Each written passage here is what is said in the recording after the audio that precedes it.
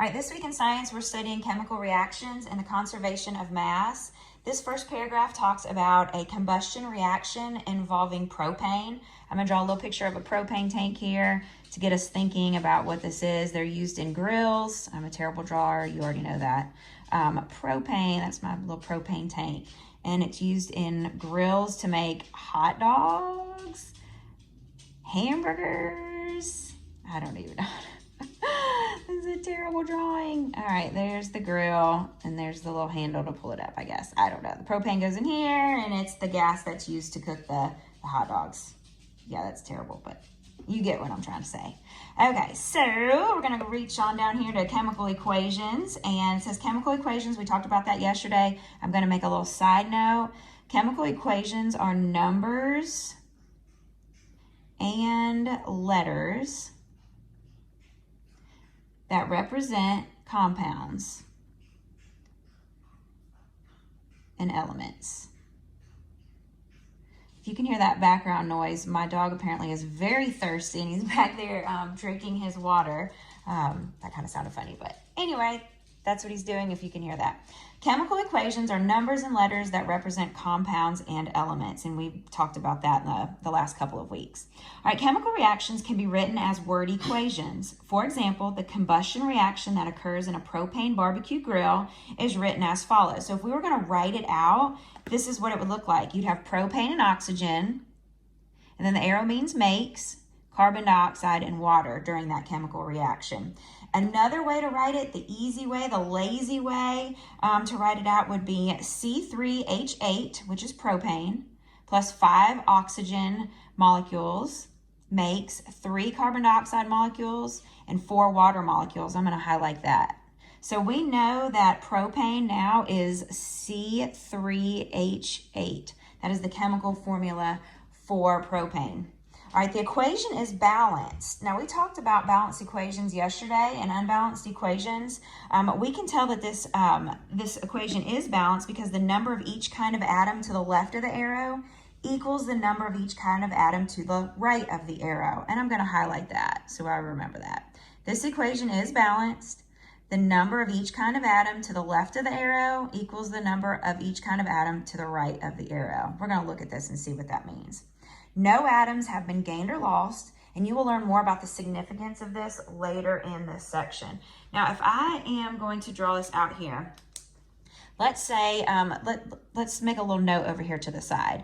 We have C3H8 is propane, O2, oxygen, CO2, carbon dioxide, and then of course H2O is water.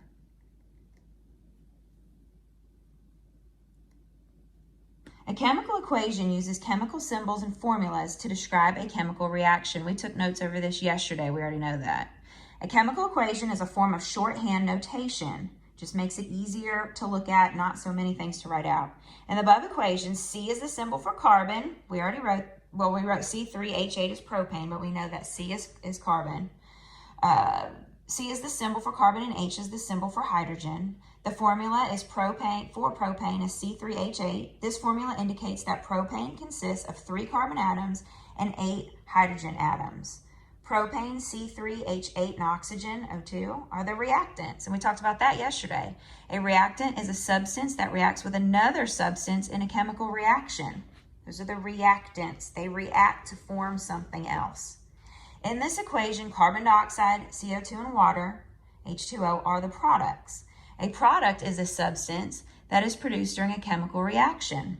Some reactions produce more than one product. In the reaction above, propane and oxygen form 2 new substances, which are carbon dioxide and water. And I'm going to write that formula down here at the bottom of my page. The one from the top, propane, we have C3H8, which we know is propane. We have 5 oxygen molecules, make 3 carbon dioxide molecules, and 4 water molecules. Now I want to label this so I remember this for my quiz coming up.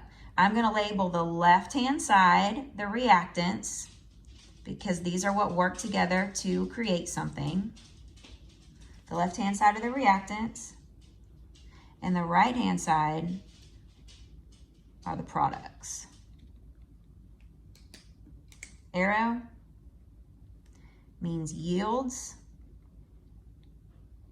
or makes. I like to say makes because it makes it easier for me to understand.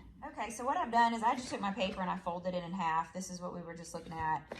Right here, the law of conservation of mass is what we're going to talk about next. We talked about it yesterday, and we said that the law of conservation of mass states that the amount of matter stays the same even if the matter changes form. And our example that we used, remember we had that little snowman, and I said that, okay, when it was in its solid form, maybe it was 200 grams, and then when it melts into a puddle, no matter is lost when it changes forms or changes state. It goes from solid to a liquid, but it's still going to be 200 grams worth of liquid, 200 grams worth of a solid when it was the snowman.